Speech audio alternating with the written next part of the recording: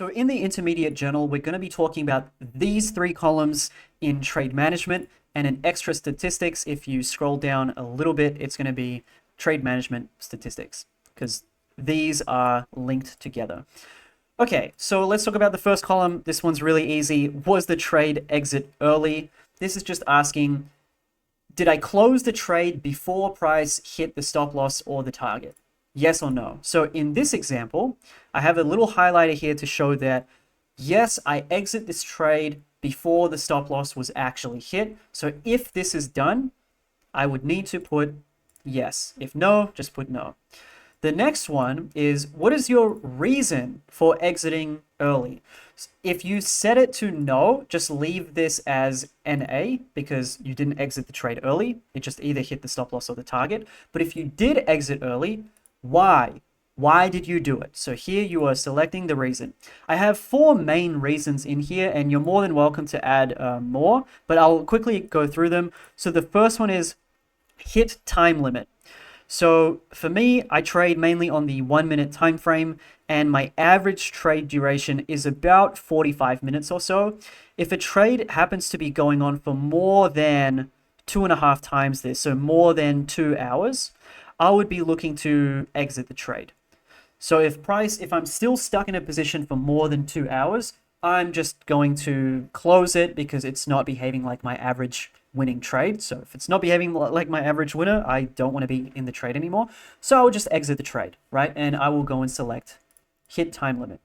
The hit trailed stop loss, this one is where price is moving in my favor and I am now trailing the stop loss up to protect myself against any evolving risk that unfolds, right? So hit trail stop. The third one is broken the FTA. FTA just stands for first trouble area. So what is a level which is on the way to the stop loss? So in this instance, I selected this swing high.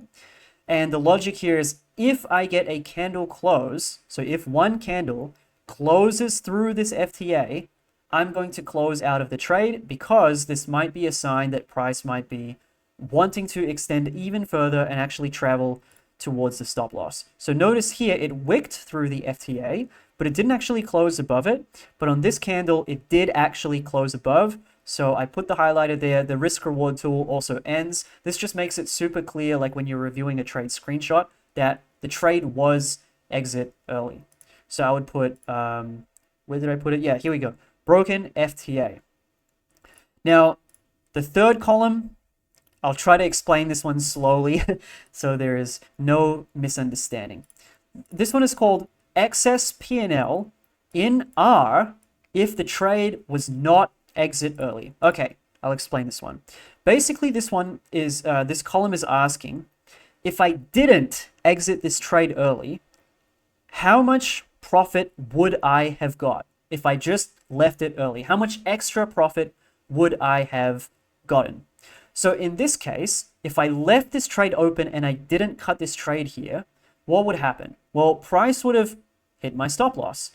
How much extra profit would I have got from leaving this trade open? Well, it would be minus, where am I talking? Oh, is this the trade I'm talking about? Wait, let me just double check this. Yeah, okay, we're talking about the same trade.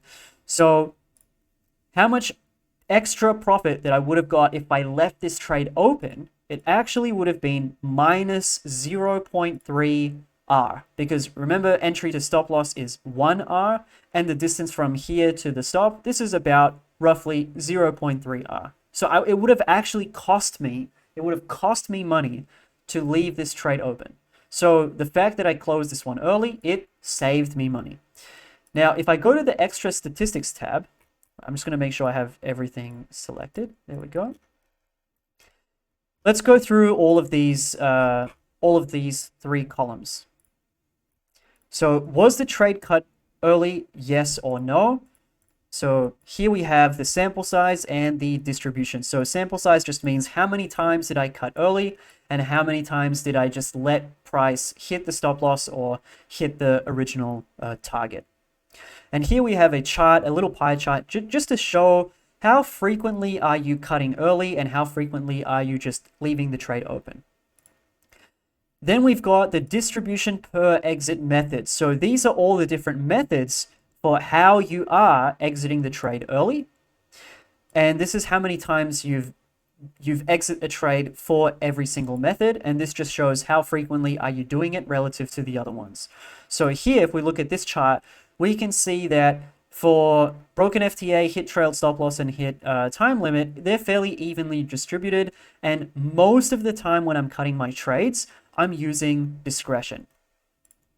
Okay, now we've got the XSR analysis. Why is it so hard to say? Okay, so with this one, we are looking at a couple of things. The first one is we're looking at what is the success rate for each method of cutting a trade.